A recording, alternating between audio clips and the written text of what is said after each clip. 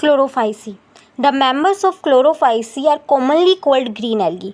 जो क्लोरोफाइसी के मेंबर्स को उन्हें ग्रीन एल्गी कहते हैं। क्यों कहते हैं वो भी अब आगे पता चलेगा ग्रीन एल्गी क्यों बोलते हैं। द प्लांट बॉडी में भी यूनिसेलुलर हो सकती है, एक ही सेलर। उसके मैंने एग्जाम्पल बताया क्लेमाइडोमोनास और क्लोरेला, जो है तो प्रोटिस्टा पर उनको यहाँ पे पर एल्गी में रहे क्योंकि उनकी प्रॉपर्टीज़ एल्गी से मिल रही है। हम बहुत बार डिस्कस कर चुके हैं। कॉलोनियल मतलब क्या होता है कि अलग अलग एल्गी आकर आपस में से कॉलोनी में रहने लग जाती है।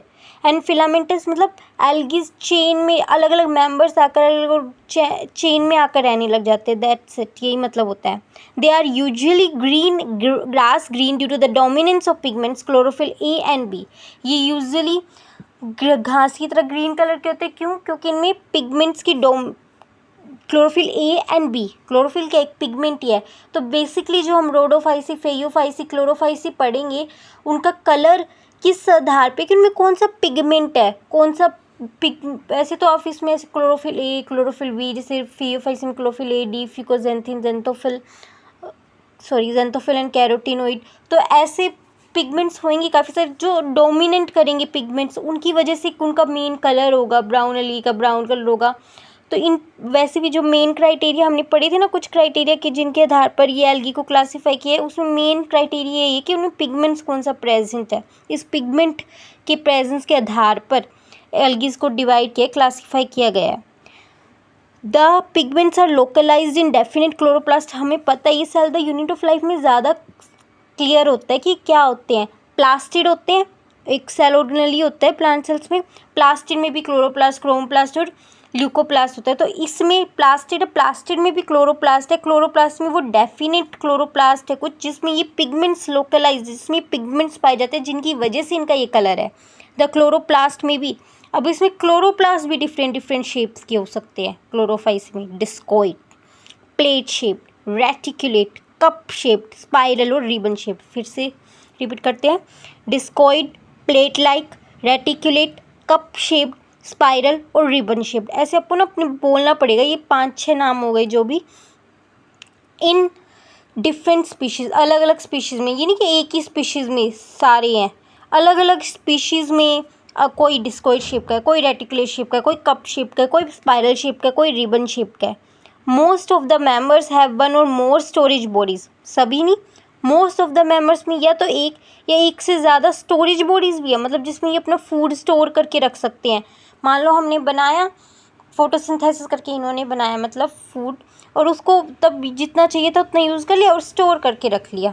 जैसे हम भी करते हैं ना, हमें जितना चाहिए उतने हमने अनाज का यूज़ कर लिया और उसे स्टोर करके रख लिया। वैसे इनके पास वो स्टोर करने के लिए स्टोरेज बॉडीज़ होती है, जिसे क्या बोलते हैं, पायरेनोइड्स। क्लोरोफाइसी के केस में क्या बोलते हैं, पायरेनोइड्स। जो भी वो भी कहाँ पाई जाती है, क्लोरोप्लास्ट में, are located in the chloroplast.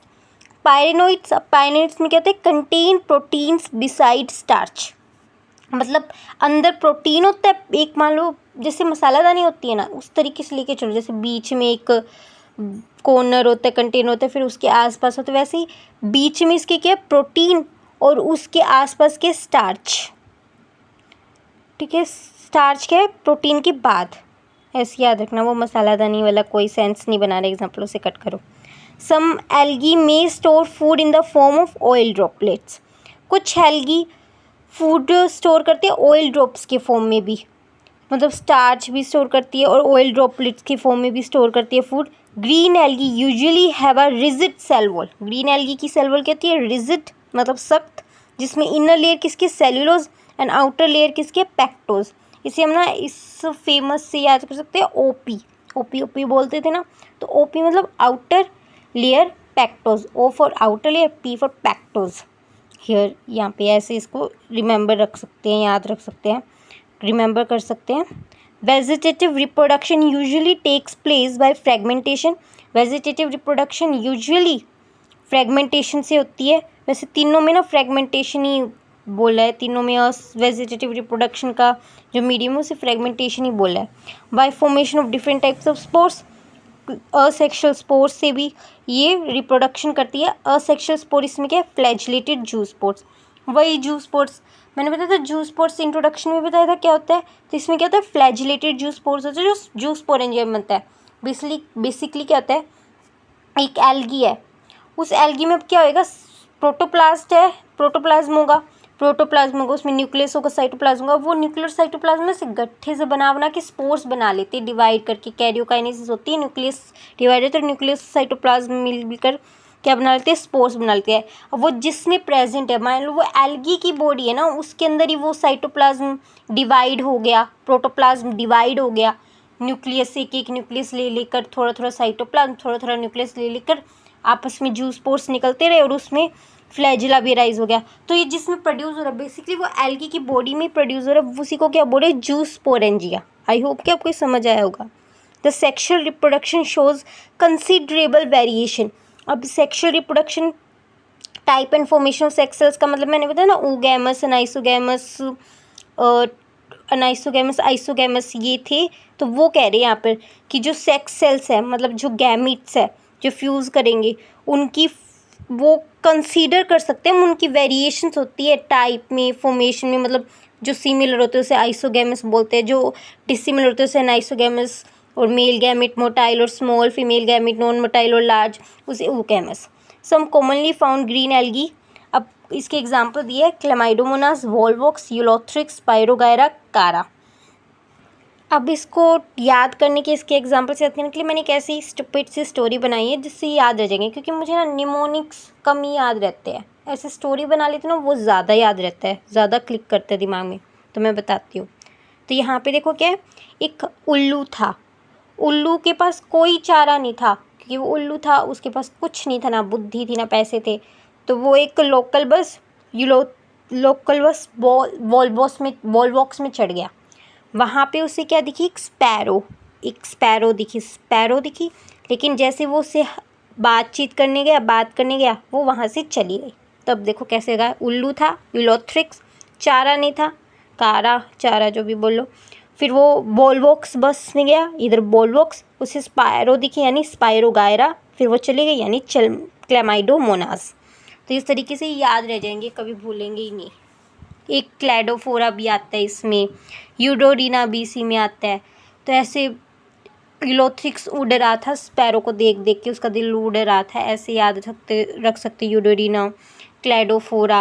ये थोड़ी थोड़ी ना एग्जाम्पल्स एक्स्ट्रा होते हैं, इसमें नहीं दिए पर होते हैं, तो इसको ऐसे ध्यान में रख सकते हो। एनसीईआरटी में नहीं दिए, जो एनसीईआरटी में दिए उनको तो ऐसे पक्का याद रख सकते हो, ठीक है। अब एनसीईआरटी में 2 एग्जाम्पल दिए हैं ग्रीन एल्गी की, ये वॉलवॉक्स का। देखो दिख ही रही है, पहली बात तो वॉलवॉक्स कॉलोनियल है, तो दिख ही रही है, देखो कॉलोनीज बना रखी है अलग अलग सेल्स ने। और यहाँ पे देखो ये ऐसे 3 बोल्स नहीं, वी शेप बना रहे, तो इससे भी ध्यान रह जाएगा। तो ये तो ध्यान रह ही जाता है डायग्राम, ठीक है, ध्यान से देख लो। ये जो बीच में यहाँ पर ये दिखा रखी है, ये डॉटर कॉलोनीज है, ये पेरेंट कॉलोनीज है। तो ऐसे मार्क करने के लिए बता सकते हैं कि यहाँ पे ब्लैंक छोड़ देंगे तो बताना होगा कि ये डॉटर कॉलोनीज है, एक ही छोटे एरियाज में है ना, और पेरेंट कॉलोनी देखो सर्वत्र है, कितने सारे हैं, और ये वी बना रहा है। तो इस तरीके से याद रह सकता है। अब नेक्स्ट एग्जांपल यूलोथ्रिक्स, बिल्कुल ऐसे फिलामेंटस का एग्जांपल रहा था ना, यूलोथ्रिक्स एंड स्पाइरोगायरा। तो यहाँ पे देखो ये यूलोथ्रिक्स है, चैन की तरह बिल्कुल स्ट्रेट। तो इस तरीके से 2 एग्जांपल्स डायग्राम बेस्ड क्वेश्चन आ सकते हैं कभी भी, तो इनको अच्छे से देखते चलो एग्जांपल्स को, ओके। अगर ज़ूस्पोर्स का भी थोड़ा आइडिया लेना नहीं समझ आया तो देखो, ये यूलोथ्रिक्स है, अभी हमने इसका डायग्राम देखा है, एल्गी है।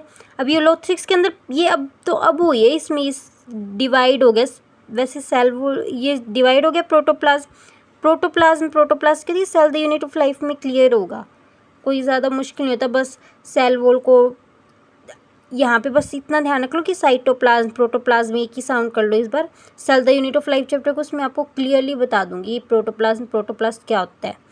तो यहाँ पे यूलोथ्रिक्स, अब यहाँ पे क्या हुआ, इसका प्रोटोप्लाज्म और एक एक न्यूक्लियस डिवाइड हो गया, प्रोटोप्लाज्म डिवाइड हो गया, फ्लैजिला राइज हो गई, तो ये जूस्पोर्स बन गए, और ये जिसके अंदर बने हैं उसे बोलते हैं जूस्पोरेंजिया। ये मोटाइल होते हैं, अंदर बनने इसलिए एंडोजिनस होते हैं। दैट्स इट, यही है, कोई इतना वो नहीं है, ज़्यादा कन्फ्यूज़ होने की ज़रूरत नहीं है। अगर स्टिल समझना है प्रोटोप्लाज्म नहीं कन्फ्यूज़ होता तो कुछ भी कन्फ्यूज़न रखनी ही नहीं है, डाउट रखनी ही नहीं हमें। प्लांट सेल है, प्लांट सेल सिर्फ सेल वॉल को हटा दो, सेल वॉल को इंक्लूड नहीं करना, बाकी जो भी बचा है वो क्या है, प्रोटोप्लास्ट कहलाएगा। अब प्रोटोप्लास्ट में जो ये लेयरिंग है, इस प्लाज्मा मेम्ब्रेन को भी एक्सक्लूड कर दो। अब बाकी जो बचा साइटोप्लाज्म और अंदर कर्नली, उन्हें क्या बोलेंगे, प्रोटोप्लाज्म। बस ये बोलने का तरीका है। और उसके बाद उसी में से न्यूक्लियस को भी हटा दो, उसके अंदर क्या बता, साइटोप्लाज्म। साइटोप्लाज्म में सारे ऑर्गेनेलीज, सारे जितने भी ऑर्गेनेलीज थे इसके, उसे भी हटा दो तो क्या बचा, साइटोसोल। वैसे भी सारे ऑर्गन वगैरह सब कुछ हटा ही दिए एक बॉडी में, तो उसकी क्या बच जाती है, लास्ट में सोल ही बच जाती है, सिर्फ आत्मा ही बच जाती है, लेकिन वैसे इसमें साइटोसोल। तो इस तरीके से कंफ्यूज रहना ही नहीं है, क्योंकि कई बार आएंगे प्रोटोप्लाज्म चैप्टर में, तो फिर कंफ्यूज होगी। तो यहाँ से क्लियर कर लो, कुछ नहीं है, बस ऐसे ही याद करके चलना ही नहीं, ध्यान रख के चलना है, ठीक है।